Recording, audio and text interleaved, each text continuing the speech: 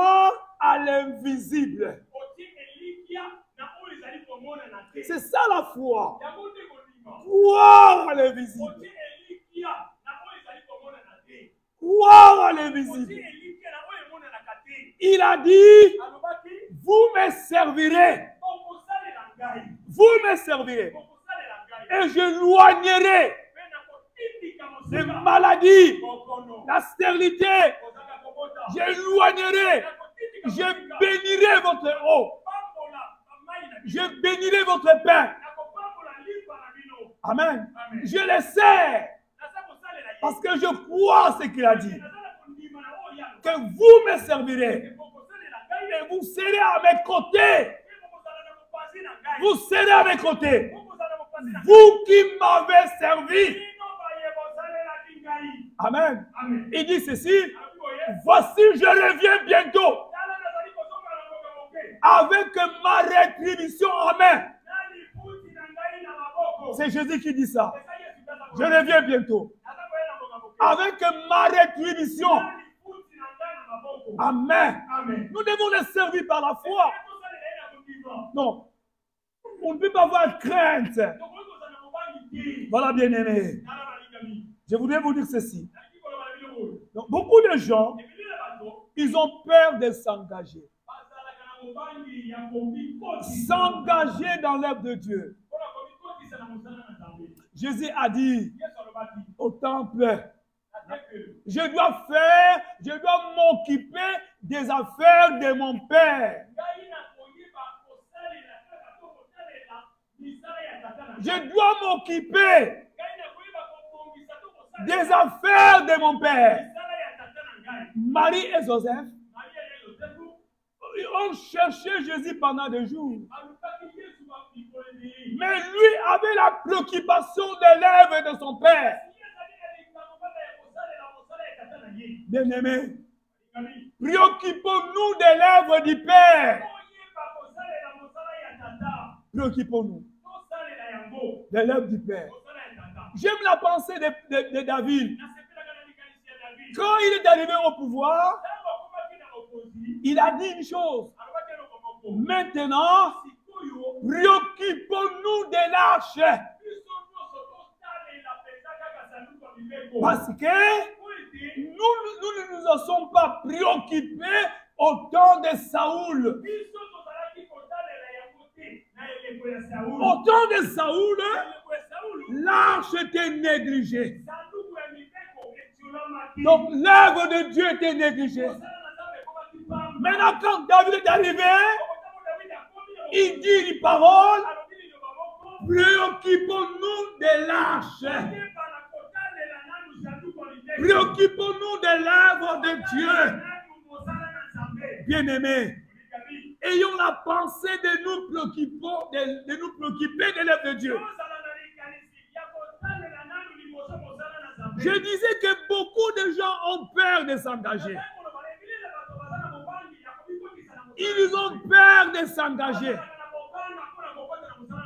Donc, ils sont des gens qui sont en train d'hésiter. Ils sont en train d'hésiter. Écoutez, mon ami, tu vas hésiter toute ta vie et tu n'auras rien à la fin de la vie. Donc, ne soyez pas de ceux qui hésitent. Celui qui hésite, il n'a pas la foi en Dieu. Bon, je voudrais dire le terme hésiter. Donc, les gens qui sont en train les gens qui sont indécis.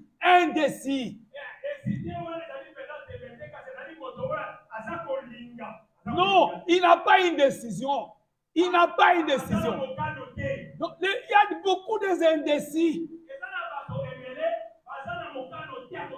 Devant l'œuvre de Dieu, devant l'appel de Dieu, ils sont des indécis. Ils ne se décident pas. Beaucoup d'années devant le Seigneur et ils ne se sont jamais décidés. Je parle de ces gens-là. Je parle de ces gens-là. Ils sont indécis.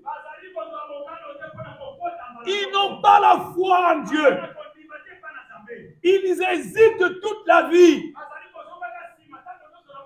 Et ils n'auront rien devant le Seigneur. Écoutez mon ami. Dieu aime ceux qui prennent les risques. Oh, j'aime ça. Dieu aime, je vous le répète, Dieu aime ceux qui prennent les risques.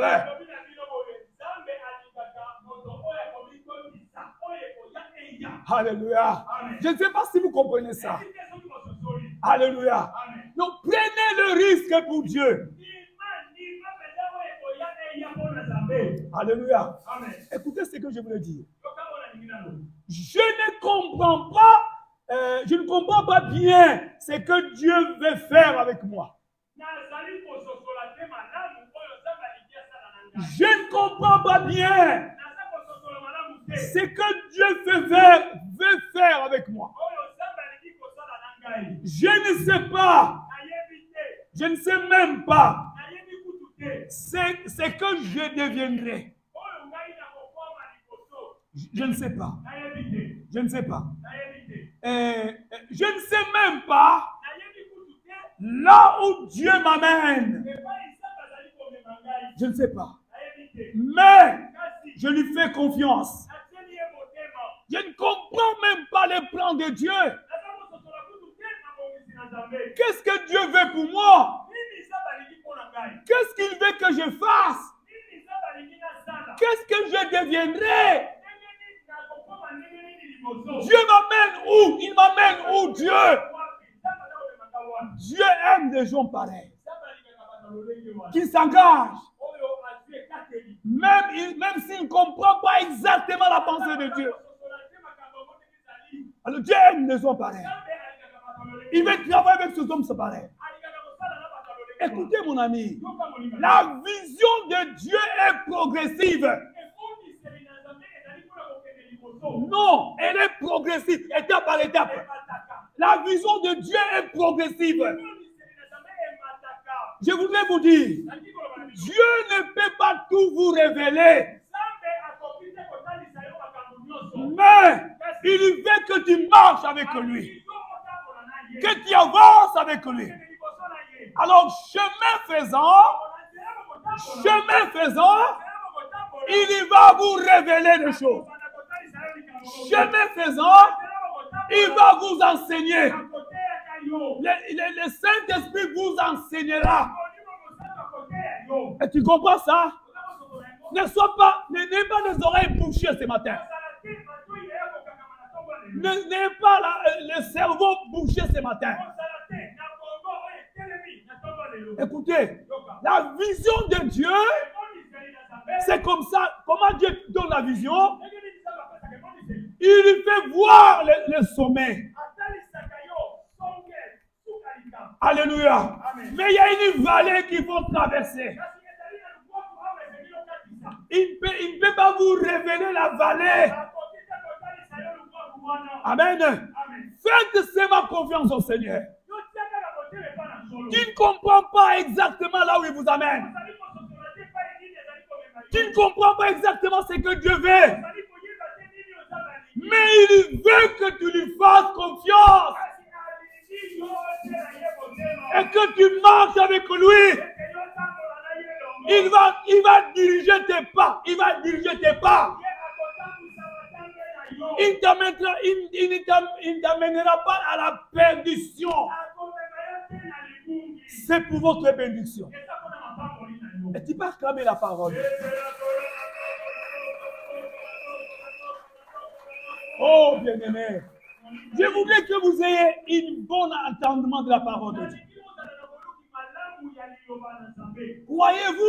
Croyez-vous que quand Dieu a demandé à Abraham de lui offrir Isaac, croyez-vous que Abraham comprenait exactement ce que Dieu voulait?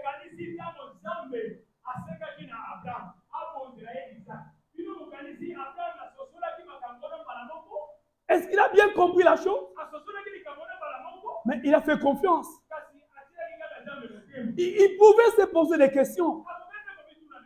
Mais est-ce que réellement Dieu me demande de sacrifier mon fils? Mais c'est là, Dieu n'a jamais demandé de sacrifice humain. Mais il pouvait se dire, je ne crois pas que réellement Dieu m'a demandé de sacrifier mon fils. Mais il a fait confiance au Seigneur. Même quand Isaac lui a posé la question,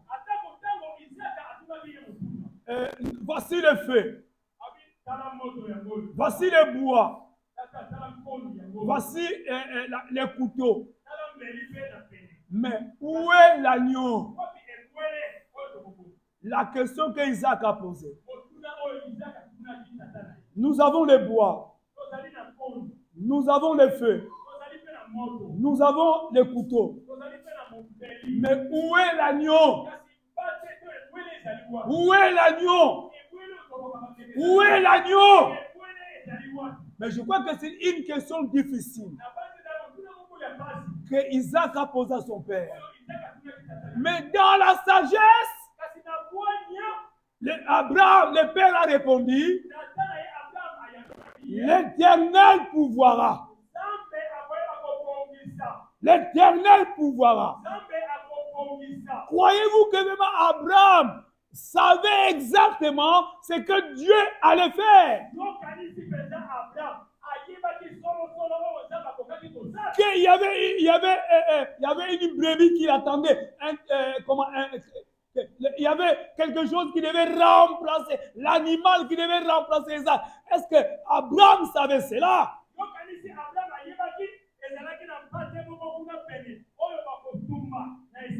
Mais il a fait confiance à Dieu.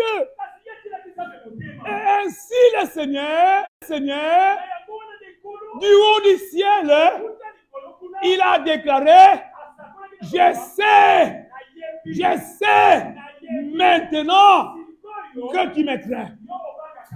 Que tu me crains. Je sais maintenant que tu me crains. Que tu n'as pas refusé ton fils. Amen. C'est ça la confiance en Dieu. C'est ça la confiance en Dieu. Abraham n'a même pas partagé ça avec Sarah. Si il avait dit à Sarah, il y aurait des troubles dans la maison. Quel est ce Dieu-là? Quel est ce Dieu-là qui te demande de sacrifier notre enfant? L'enfant que nous avons eu à la vieillesse? Quel est ce Dieu-là? Sarah n'allait pas croire. Mais la Bible dit, écoutez, c'est que j'aime avec Abraham, des bons matins, il s'éleva, il est parti pour accomplir la volonté de Dieu. Il faut s'élever les deux bons matins. Il faut s'élever les bons matins pour accomplir la volonté de Jésus. Il faut avoir l'habitude de s'élever. Des bons matins pour accomplir l'ordre de Dieu. Et tu peux acclamer la parole. Tu peux acclamer la parole, frère. Abraham s'éleva. Des bons matins. Amen. Amen. Je crois que Sarah dormait encore. Je crois que Sarah était allée chercher de l'eau. Je crois. Et quand Sarah est arrivée, Abraham n'est pas là. L'enfant n'est pas là. Amen. Amen. Si Dieu n'avait pas remplacé l'animal à la place d'Isaac, mais Abraham allait avoir des problèmes au retour.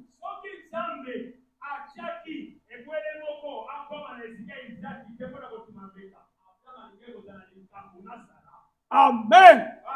Amen. Quelle est la maman qui va accepter ça?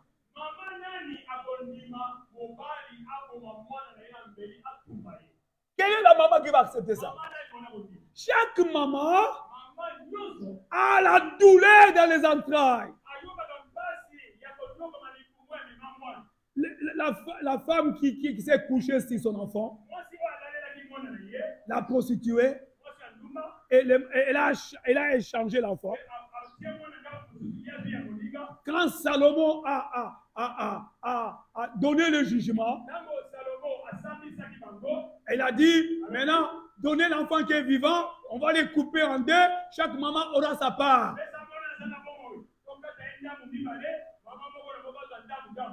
La maman à qui appartenait l'enfant, la Bible dit, les entrailles ont tremblé. Elle a dit, non, non, mon Seigneur, donne-lui l'enfant. Je ne voulais pas voir mon enfant coupé en deux parties. Mais l'autre femme a dit, non, coupez-la, coupez les bébés, comme ça, chacun aura sa part.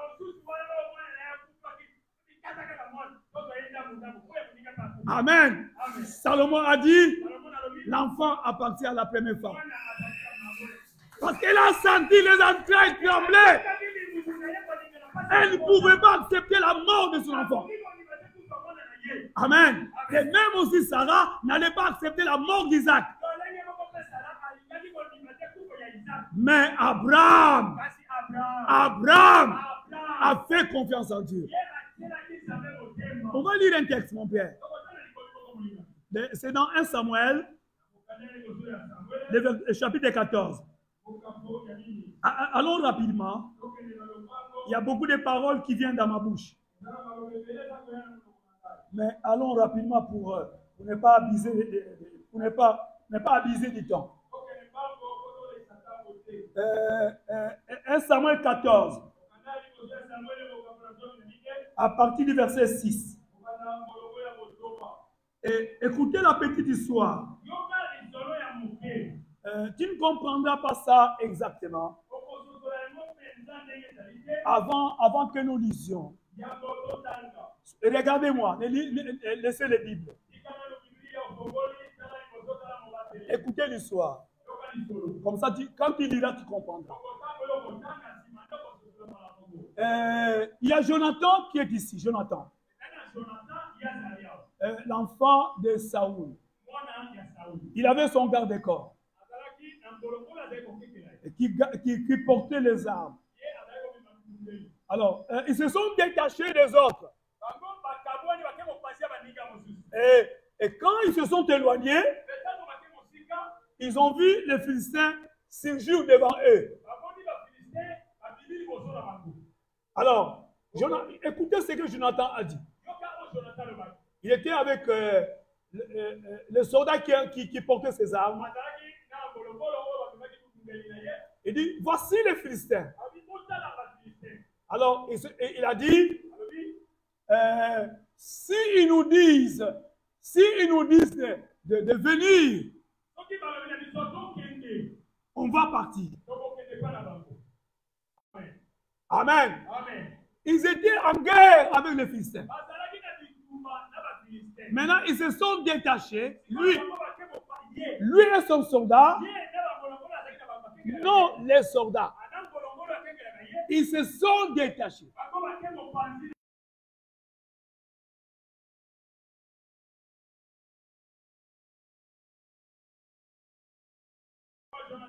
S'il nous dit d'avancer, on va avancer.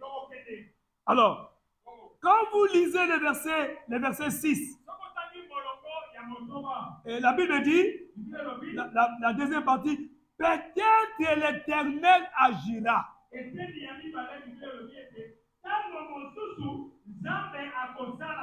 Pour nous, car rien n'empêche l'Éternel de sauver au moyen d'un petit nombre comme d'un grand nombre.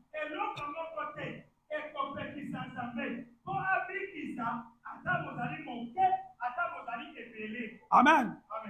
Ça, c'est la pensée de Jonathan. Suivez-moi. Jonathan dit ceci. Peut-être Dieu agira à notre faveur. Peut-être. Écoutez ce que je vais dire. Quand quelqu'un dit peut-être,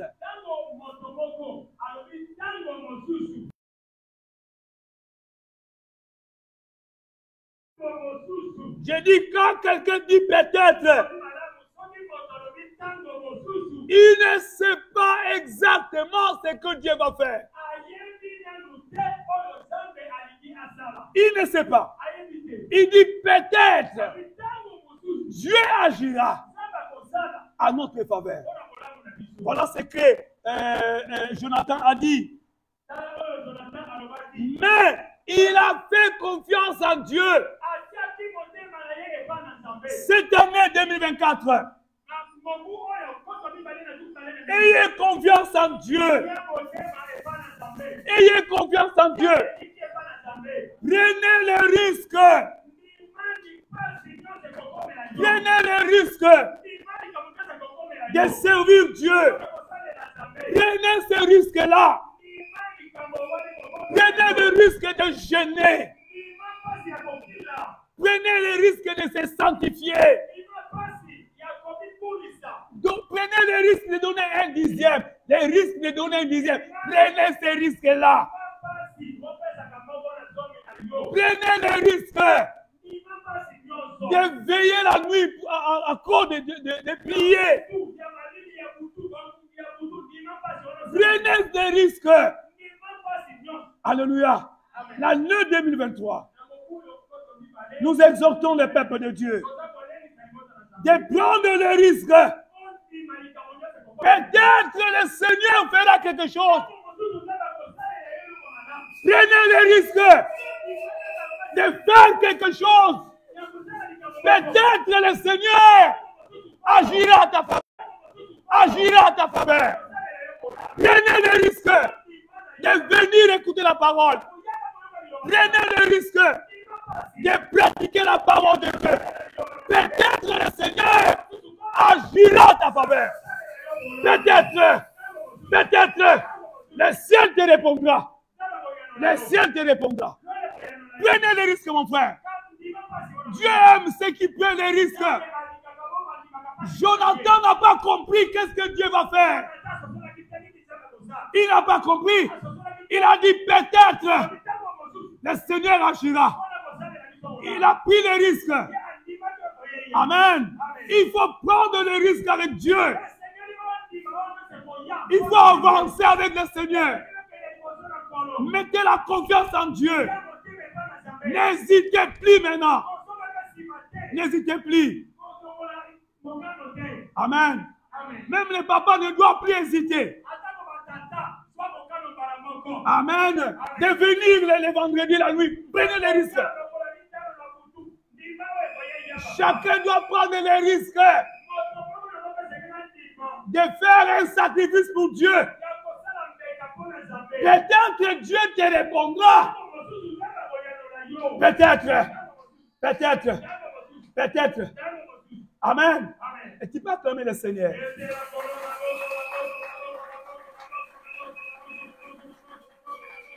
Alors, quand vous lisez les mêmes textes, au verset 13, la Bible dit, les Philistins tombèrent devant Jonathan. Parce que, comme Jonathan a pris le risque, l'Ikama, il a pris le risque l'Ikama, d'avancer avec son soldat, et Dieu a agi. Avant que les autres viennent, Jonathan a tué beaucoup de Philistins. Il a fait tomber beaucoup de Philistins. Et la Bible témoigne bien, les Philistins tombèrent devant Jonathan. Si Jonathan n'avait pas pris les risques, il n'allait pas faire tomber les Philistins. Pour ton problème, cette année, prenez les risques de chercher Dieu pour ton problème. Cette année, prenez les risques de se confier à Dieu. Prenez le risque de se confier à Dieu. Peut-être le Seigneur agira. Peut-être le Seigneur fera quelque chose. Peut-être le ciel s'ouvrira. Amen. Prenez les risques. C'est bon, mon bien-aimé. Écoutez, on va terminer par quelque chose. On va expliquer comment le maître a traité l'homme qui n'a pas porté de fruits. Considérez.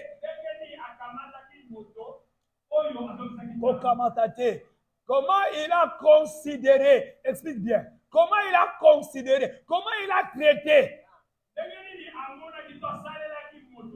Alléluia. Celui qui n'a pas fait valoir les talents. Celui qui a enterré son talent. Comment le maître l'a traité. Il y a beaucoup de gens qui ont enterré les talents. Il y a beaucoup de gens qui ne portent pas de fruits. Il y a beaucoup de gens qui n'avancent pas dans leur vie. Vous allez voir comment Dieu vous traite. Alors, le verset 26. Nous revenons dans le Matthieu 25. Le verset 26.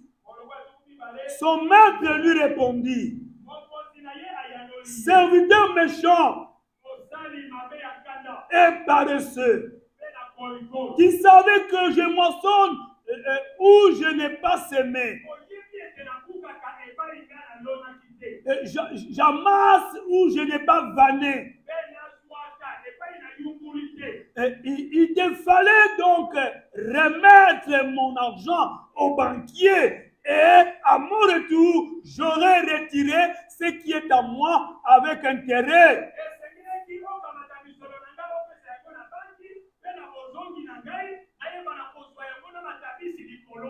La Bible nous donne trois aspects.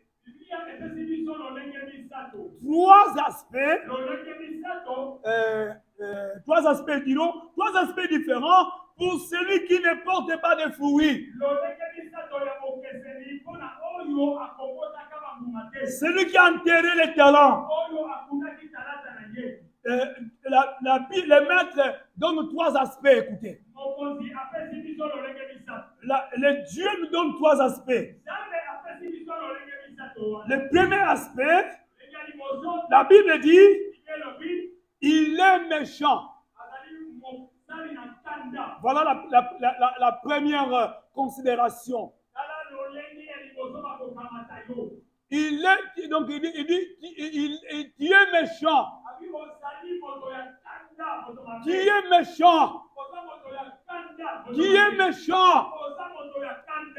Écoutez, le premier regard de Dieu, quand Dieu regarde ses serviteurs, écoutez bien, quand Dieu nous regarde, le premier regard de Dieu est porté sur ton caractère. Le premier regard de Dieu sur les serviteurs, sur son caractère, sur le caractère des serviteurs. Ainsi, il a dit, tu es méchant. Donc, du point de vue caractère, cet homme avait un mauvais caractère. Celui qui a un mauvais caractère, tout ce qu'il fera est fauché. L'offrande qu'il donnera, les services qu'il rendra, tout est fauché à cause de mauvais caractère. Le caractère impacte votre service. Les caractères impactent votre récompense. Tant que tu auras le caractère méchant, le caractère mauvais, eh bien Dieu ne te récompensera pas.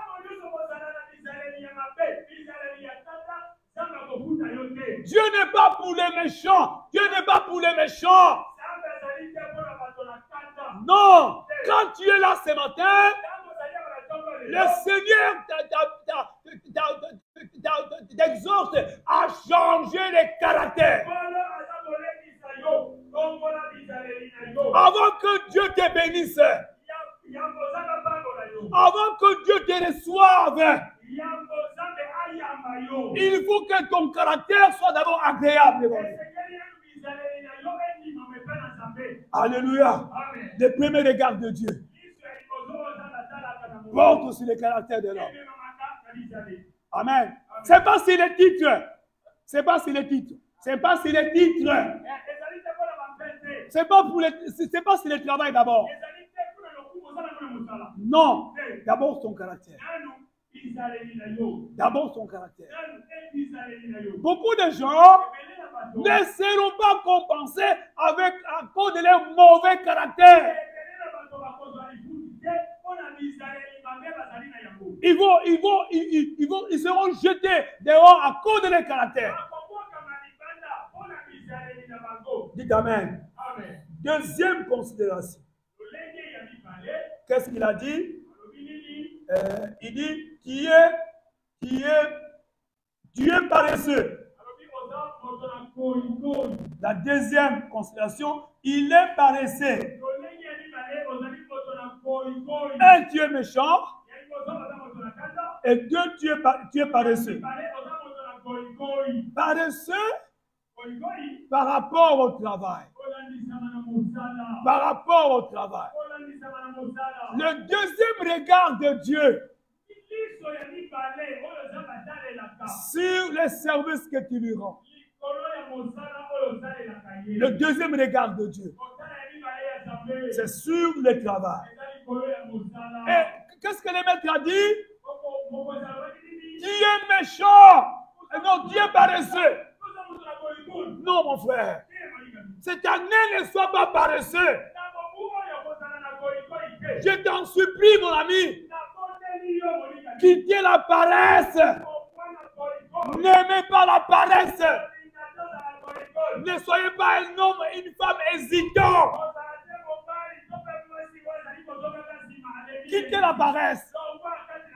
La Bible dit clairement, dehors les paresseux.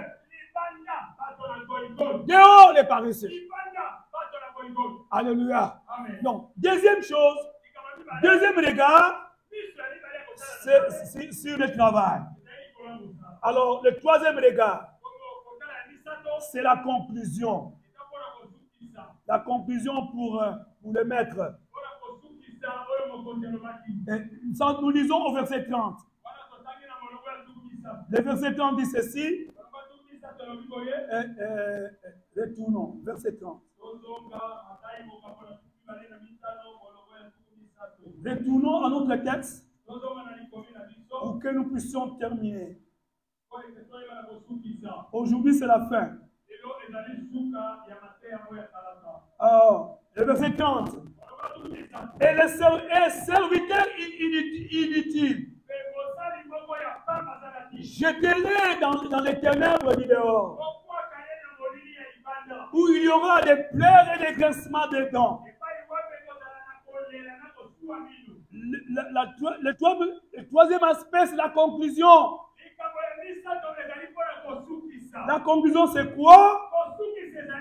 Il est un serviteur inutile. Serviteur inutile.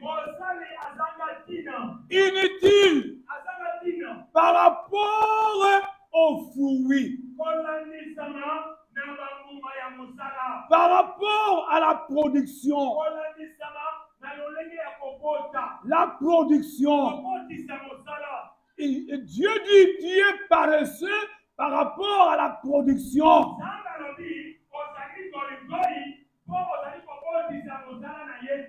Amen. Amen. Par rapport à la production, tu es paresseux. Tu es méchant par rapport au caractère. 2. Tu es paresseux par rapport au travail. Et la conclusion, tu es un serviteur inutile. À cause des fruits. Par rapport aux résultats. Dieu t'a placé. Il cherche le résultat. Amen. Vous connaissez l'histoire de Jésus devant le figuier. Vous connaissez, non? Jésus avait faim. Amen. Suivez-moi. Jésus avait faim. Et qu'est-ce qu'il voulait? Il a cherché à cueillir un fruit. Il voulait manger le fruit. Mais la Bible dit, il n'en trouva pas. Il avait seulement des feuilles. Amen. Donc tu as seulement des feuilles, toi. Tu as seulement des amens. Tu as seulement la présence. Tu viens seulement. On te donne une chaise. Tu t'assois là.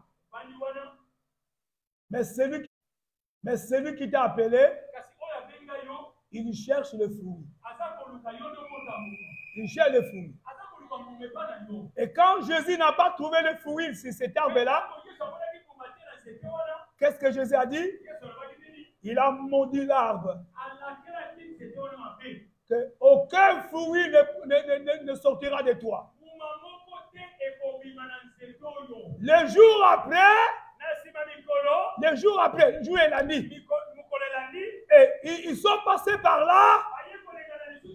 Pierre a dit à Jésus, Maître, voici l'arbre que tu as maudit. L'arbre est sec. L'arbre est sec. L'arbre est sec. C'est comme ça que le serviteur inutile. Alors, quelle est la fin de cet homme-là? Quelle est la fin de cet homme? Il était paresseux. Il était méchant. Il était serviteur inutile.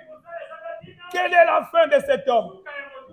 La Bible dit, au verset 28, ôtez-lui donc les talents et donnez-les à celui qui a 10 talents. Car on donnera à celui qui a. Il sera dans l'abondance. Mais celui qui n'a pas, on notera même ce qu'il a. On notera ce qu'il a. Écoutez, la grâce que tu ne pratiques pas, les talents que tu ne travailles pas, tout ce que tu ne développes pas, qu'est-ce qui va arriver? Et que tout ce que tu n'utilises pas, tu le perdras. Tu le perdras. Mais ceux qui travaillent, ils vont encore développer les capacités. Mais toi qui ne fais rien, même le peu que tu as, tu vas perdre cela. Tu vas perdre ça. Écoutez mon ami, il ne faut pas que tu perdes ce que tu as. Serviteur utile. Non, n'hésitons pas. Et pour le royaume de Dieu, n'hésitons pas. N'hésitons pas pour le royaume. N'hésitons pas. Ne soyons pas indécis pour le royaume. Ne soyons pas indécis. Alors, dernière parole. Quelle est la place qui était réservée à cet homme-là? L'homme inutile. L'homme inutile. L'homme inutile. Quelle est la place de cet homme? Le verset 30, nous revenons au verset 30. Et la Bible dit, et les serviteurs inutiles, jetez-les dans les ténèbres du dehors,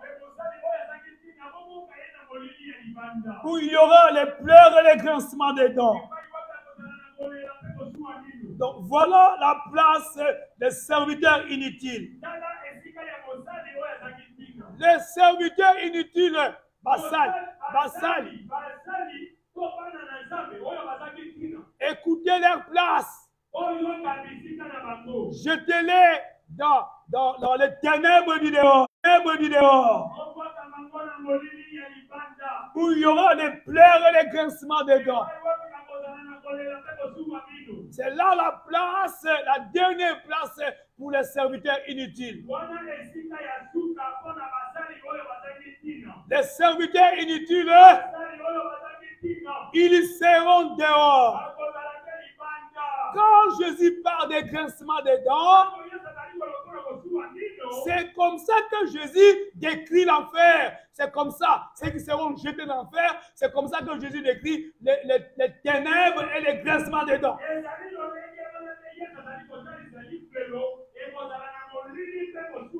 Cette année 2024,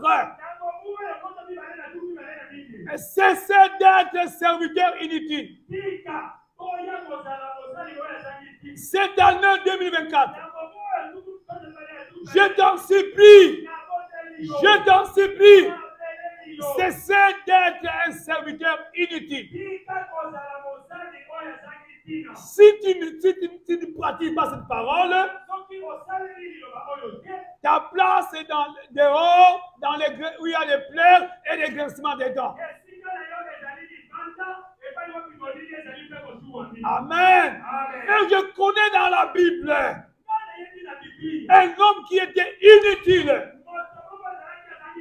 Il était inutile. Mais quand il a rencontré Paul, il a changé son cœur. Et il est devenu un serviteur utile. C'est Onésime. Il était un homme, un serviteur dans la maison de Philémon. Et il a volé dans la maison de Philémon. Et il a fui. Philémon l'a chassé. Il est allé à Rome. Et quand il est arrivé à Rome, il a rencontré Paul.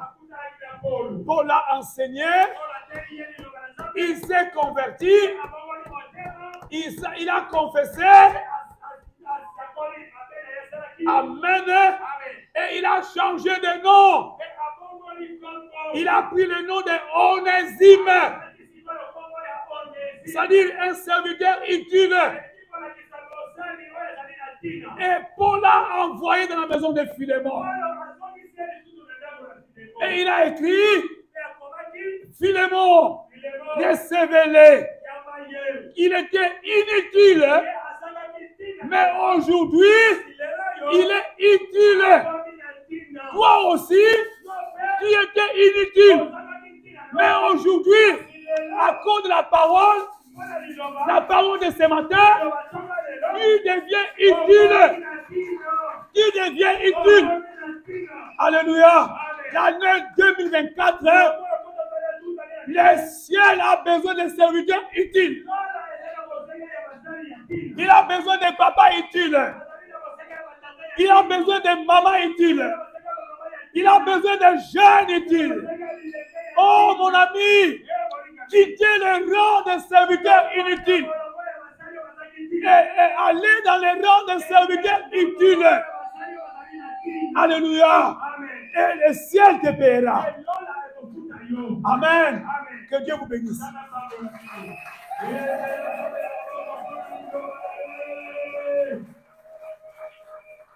On va remercier le Seigneur. On a terminé la parabole des talents. Je crois que le Seigneur t'a parlé quelque part. Tu vas remercier le Seigneur. Et vous savez, bien aimé, les paroles que le maître a dites au premier et au deuxième, il a dit, tu as été fidèle dans les petites choses. Viens, je te confierai des grands. Voilà ce qu'il a dit. Mais pour celui qui a enterré les talents, qu'est-ce qu'il a dit? Jetez-les dehors. Jetez-les dehors. Oh, bénissons le Seigneur. Rendons gloire à Dieu. Chacun va remercier Dieu. Ce message, c'est pour toi. Les talents, c'est le message de janvier. Le message de la prédication de janvier. La prédication de janvier. Elle est venue pour toi, elle est venue pour moi. Pour que nous prenions les dispositions. De porter les talents, de faire valoir les talents. Au mois de janvier, Dieu nous parle. Dieu nous a parlé, il nous a parlé au mois de janvier. Oh, si tu as raté, mais Dieu t'a parlé. Le peu de connaissances que tu as,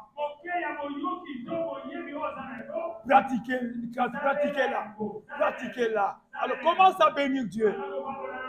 Commence à glorifier Dieu. Commence à remercier le Seigneur.